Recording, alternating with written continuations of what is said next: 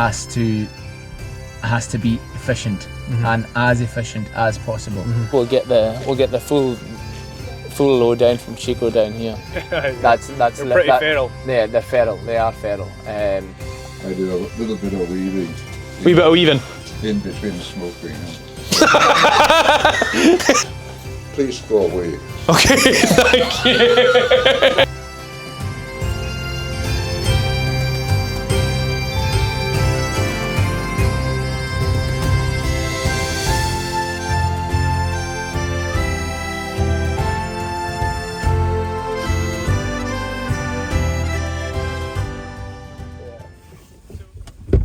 And what about restaurants and things? Could you supply them, or is that not where you're going? I think we've possibly got the capacity to make it so big that we can involve like a lot of crofters. Oh, good. Yeah, that would be great. This is the. And you could get it to like the Lewis Mutton Company. Yeah, that kind of thing. Yeah, that kind of thing. Yeah.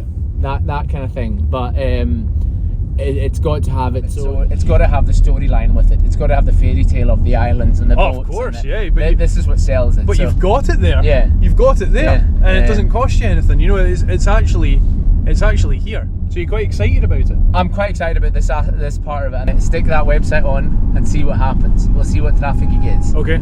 And then we'll take it from there. Because all his orders all the orders are taken in July for next year. So we've already done. It's not like we don't do it continually through the year. Right. So that our abattoir opens from September, the beginning of September till Christmas. So we all the stock in the islands is killed in these months. So the mutton is aimed for that time. If you know what I mean. Yeah. And then it's delivered within that time frame as well. Right. He does a wee bit of beef as well, but we don't have the capacity for beef. No. What's one of the challenges for you in island life? I know obviously with agricultural wise it has to be difficult getting your sheep off the island onto the mainland. What's the challenges? What do you find? Well, we live on an island, but we choose to live here as well. Yeah. So our infrastructure is based around our lives, and the biggest challenge for us is obviously the terrain that we live in. Yeah, it's harsh. But we kind of, you have to develop yourself around that. Again, access to market. We're just going in here. Access to market is our biggest issue when you're producing anything really. I think you've got to know what your consumer wants and work to that, and that's especially prevalent when you're on an island. Because there's no point in spending an extra pound. No. You've got to know where your end goal and what your end product is, and if you don't know that, then it's very, very difficult to manage, because you've got to factor in all your ferry costs. You've got to factor in all your feed import costs, because there's no feed can be grown here. It's all got to be imported in. So everything that's that your water costs you a fair. It costs a lot of money. So it means that everything that you do has to be efficient and as efficient as possible, and as effectively as low input cost as possible as well. If you're running on a high input cost product here, it's got to be really high end. To justify. Yeah, you need to get that. You need to get that price at the end of it. Don't you? You've got to factor that in, because it'll cost a minimum of a £5 to get an animal from here to Ullapool. Oh, really? On the boat, a minimum. And then what's your nearest market from there? Dingwall. But we're fortunate enough that we've got a local market at least, but we can. But it's only that there's 5, 6 sales a year. Right. Okay. And where's the market on the island? In Stornoway. Actually, the last sale of the season is tomorrow. Oh, no way. Yeah. Is it really? Yeah. Oh, that would have been good to go to. Yeah, it's actually tomorrow. Are you taking anything there? We've got a few bits and pieces there, but I'll be doing bits and pieces on it anyway. Right. At the mart, just kind of helping out for the whole day anyway. Right. And you're working there? No. It's all voluntary. All voluntary. It's all voluntary. It's all voluntary because that's proper island way. It has to be. Yeah. It has to be, or it doesn't work. A lot of our gathering work as well will be days for days, whereas if I was to pay everybody to come for my gathers, I couldn't afford to gather. No. So I have to do days back for them. So the majority of the people that do the gathering on the hills all have hills themselves to gather. Right. So it's almost like a barter system. Yeah. But also works out because obviously they're going to be good at it. And And we all know each other. Yeah. We all know each other, so it all works. It works well that way. And how's your year been this year? Have you had many sheep away yet? I'd imagine some of them away for store already. Pretty much all our store stuff goes away as soon as possible because I find that's the best. I try and sell my store lambs on the way up, not at their prime, because I find that if you hold on to them till they're at their prime, we don't actually have a sale then. So we're as well getting rid of them early on their way up. And fortunately enough, it worked out well enough for us this year. Well, lamb price has been good anyway. Yeah, the lamb price has been great. Yeah. And lamb price on the locally has been very good. So all our store lambs are gone. We do a bit of like pedigree, whatever you want to call it, of blackies. So we've got ram lambs to go to Dalmally in the middle of the month. And that's our kind of big day out, really. Yeah, you've got a good name of your pedigree stock as well, don't you? We're working on it. The sheep we've sold in the past go on and grow because they've never seen proper grass. You know what I mean? Yeah. We have green stuff here, but it's not. It's not high quality. It's not high quality grazing. It's the same grasses that have been here for generations upon generations. Some of them might get a bit of fertilizer on them, but there's not the soil quality here to turn ground and put in replacement grasses. Yeah, so as soon as they get onto good grazing, they go. It's like rocket fuel, isn't it? It seems to be the case. So I think we produce a product that can only go and do better. It's not going to get worse when it gets for you. No, it can't. It can't possibly. No, it can't possibly. Because what we manage to achieve from the little we have is very, very high quality. Yeah. And what's the like? Obviously, selling the ability to actually finish lambs, and for those who are watching, finishing lambs means get them to prime weight or fat weight, basically, where it means that's ready to go into the food chain. Store lambs means you're selling them for other people to grow on potentially better grazing than what Ali's working with here. Yeah. So Ali's selling them for store for someone else to then grow on and get them to that finishing weight. So what weight do you try and get them away at? Have you got a target weight that you get them to and then you're like, right, I'm happy with that, they're good to go with the sale? The way we work, we can't actually work on weight systems. We work to our markets. All right. Because we'll say we have a sale in August. We have two sales in September, and a sale in October. Right, which is tomorrow. Yeah.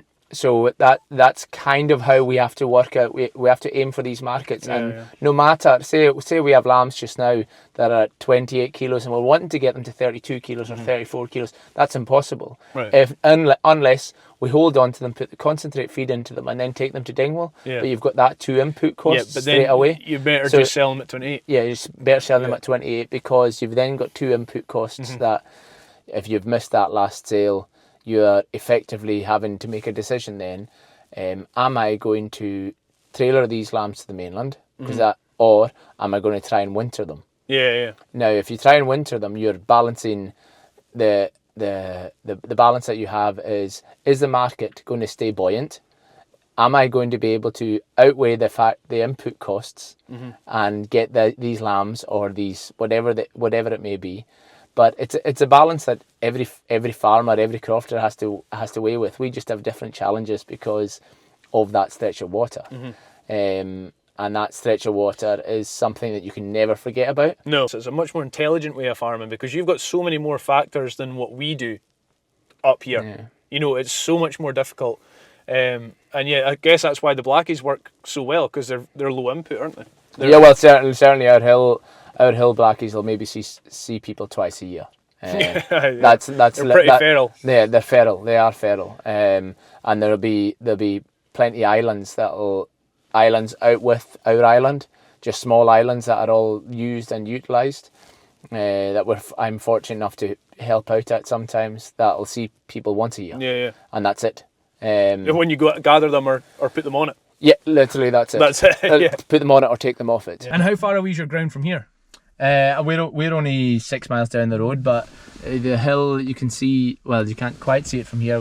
We run a hill down just down the road there, but we have another bit in Harris, quite a vast area in Harris, where we run about 350 on that, Right. And we're able to use various islands. That's where we were today on a small boat, just gathering these wee islands. Do you think we've missed this guy? I don't think so. They're still here. So. Oh, they're still here. Oh, yeah, it looks like it. We'll get the full load down from Chico down here. Well, look at the view. I know, but you can stay in these houses. Oh, really? No way. Emma, which one's Chico in? This guy will tell you soon. I do a little bit of weaving. Wee bit of weaving. In between smoking. Little bit of weaving in between smoking. Like I'm it. paid by the hour or not by the metre, so it suits me that. Oh, right, okay, got you.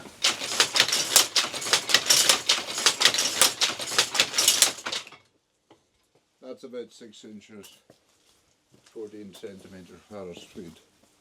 All down to my brilliance. There you go, all down to your brilliance. That is 100% accurate.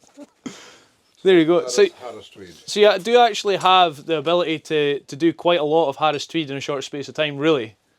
Yeah, I do have ability, but I don't use it. No, but it's there. But would have been where the loom is, where all the cattle and sometimes sheep would have been held in the barn inside, right? And that would have been their heating. All you know right. what I mean? There would have been this, but this is more of a newer fire. The other fire would have been in the centre of the room, Right. And there would have just been a break in this. None of it would have been timber, of course. When the smoke would have just gone out there. Right. We'll have a wee wander down, and then we'll hit the road. Please go away. Okay. Thank you. Ali texted me today and said the weather's not so great, but hopefully the people will be warm. I didn't know you were going to meet him. That is true. Brilliant. Look at that. They knew where to build a house, didn't they? Well, everything had to be close to the sea. Right. That's your main. That's your food source. Yeah. That's why all the villages and all throughout the west coast, I suppose, are all sea-based. They're all beside the sea. There's nothing inland. Brilliant. You've said a couple of times, you live here, but you choose to live here. Yeah. Why? I can't see there being a better place in the world to be. Like we have pish weather. We have some really poor weather. But take away from the weather, it isn't. We are our own people because we're born and bred here. Mm-hmm. There's the islands in general. I can't. And I've been a fair. I'm not saying I've been everywhere in the world or anything like it, but there's nowhere I would rather be, and I would rather have all the input costs that are thrown on top of us, but still be here. Yeah. Because this is where my forefathers were. I've been granted and given a bit of ground that the croft I have, that they've worked literally their lives for. And it's my duty and our duty to carry that on.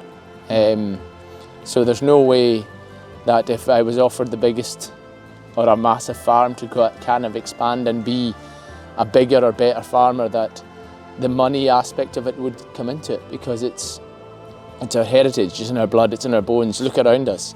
This is what we've come from. So why would we choose to be someone or something else?